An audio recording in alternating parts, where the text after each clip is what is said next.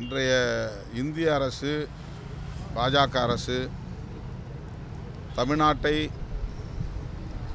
மாற்றாந்தாய் மனப்பான்மையோடு அணுகுகிறது. இன்னும் சொல்லப்போனால் தமிழ்நாட்டை வஞ்சிப்பதில் மிகவும் கவனமாக இருக்கிறது. தமிழ்நாட்டு மக்களின் உணர்வுகளை காயப்படுத்துவதிலும் குறியாக இருக்கிறது. அந்த வரிசையிலே ஒன்றாகத்தான் இதையும் நாம் பார்க்க வேண்டியிருக்கிறது. தஞ்சை மண்டலத்தை பாதுகாக்கப்பட்ட வேளாண் மண்டலமாக அறிவிக்க வேண்டும் என்பது நம்முடைய கோரிக்கை. அப்படித்தான் அதிமுக ஆட்சியின் போது சொல்லப்பட்டது. ஆனால் இன்றைக்கு இந்திய ஒன்றிய அரசு, பாஜக அரசு அதை மறுதளித்திருப்பது அதிர்ச்சி அளிக்கிறது. உண்மை நிலையை நாட்டு மக்களுக்கு அரசு தெளிவுபடுத்த வேண்டும். அதிமுகவும் இதற்கு விளக்கமளிக்க வேண்டும் என்று வலியுறுத்துகிறேன்.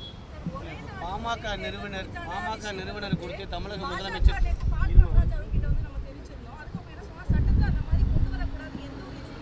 எது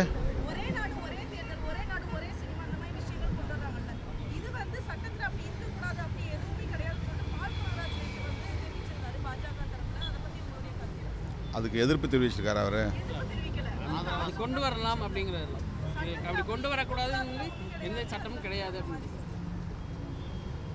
அரசமைப்பு சட்டத்தினுடைய முக்கியமான அடிப்படை கூறுகளுள் ஒன்று பன்மைத்துவம் என்பது, புளூரலிசம். பல கட்சிகள் இங்கே அதனால்தான் அனுமதிக்கப்பட்டிருக்கின்றன.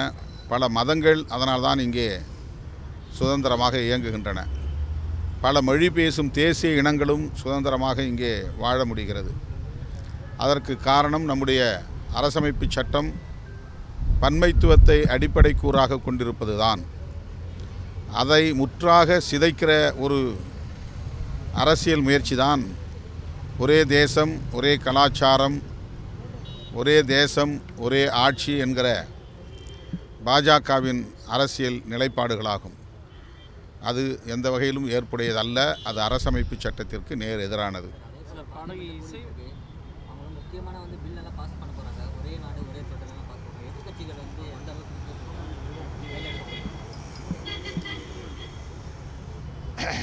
இந்த தொடரில் அதானி பிரச்சினை மிக முக்கியமானதாக பேசப்படுகிறது.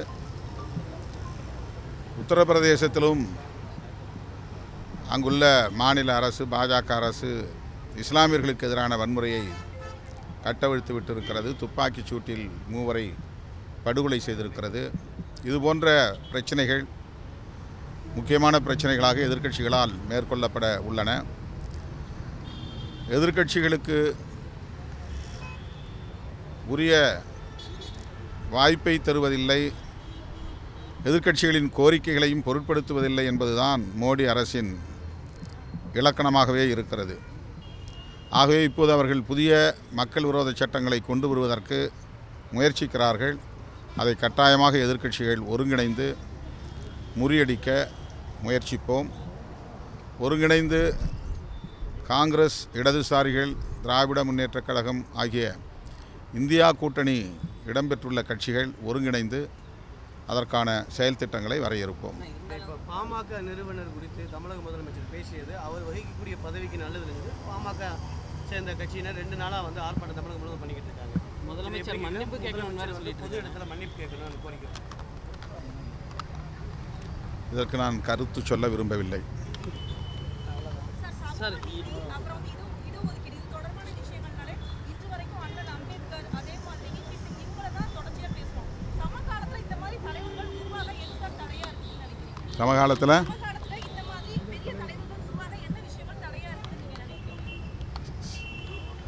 சமகாலத்தில் தலைவர்கள் உடனே வெளிப்பட மாட்டார்கள். காலத்தின் போக்கில்தான் மக்களால் ஏற்கப்படும் தலைவர்கள் அடையாளம் காணப்படுவார்கள். இப்போது சமூக நீதிக்காக இந்திய அளவில் ஏராளமான இயக்கங்கள் உருவாகி இருக்கின்றன. ஏராளமான தலைவர்கள் குரல் கொடுத்து கொண்டிருக்கிறார்கள். தமிழ்நாட்டிலும் அப்படி பல தலைவர்கள் உண்டு. காலத்தின் போக்கில் எதிர்காலத்தில் மக்களால் அத்தகைய தலைவர்கள் அறியப்படுவார்கள். சார் பாடகி இசைவாணி மீது முதல்வர் வந்து மன்னிப்பு கேட்கலன்னா அவர் ரோட்ல நடமாட முடியாது அப்படின்ற அளவுக்கு அவர் ஒருமையில பேசி அது அரசு அதை பார்த்து கொள்ளும், முதல்வர் அதை கவனித்துக் கொள்வார். சார் பாடகி இசைவாணி அவர்களுக்கு எதிராக இந்து அமைப்புகள் வந்து போராட்டம் நடத்திருக்காங்க. அவர் மீது நடவடிக்கை எடுக்கணும், ஒரு பாடல் பாடியதற்காக அவர் மீது நடவடிக்கை எடுக்கணும் அந்த மாதிரி எல்லாம் சொல்லி போராட்டம் நடத்திருக்காங்க. அது மதத்தை அல்லது மத உணர்வுகளை காயப்படுத்த வேண்டும் என்கிற நோக்கில் பாடப்பட்ட பாடல் அல்ல. ஐயப்பன் திருக்கோவிலில் பெண்கள் நுழையக்கூடாது என்கிற சர்ச்சை எழுந்தபோது ஒரு பெண்ணிய குரலாக அந்த குரல், பெரியாரின் குரலாக அந்த குரல்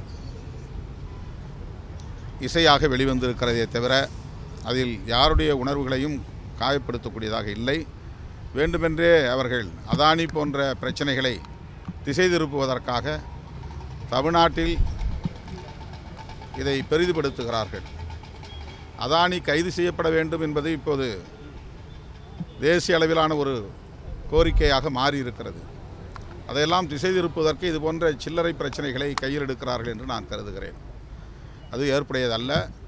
இசைவாணியை கைது செய்ய வேண்டும் என்று சொல்லுவது பொருத்தமானதல்ல, அது கண்டனத்திற்குரியது. துணை முதல்வர் அன்பு இளவல் உதயநிதி அவர்களுக்கு எனது பிறந்த நாள் வாழ்த்துக்கள்.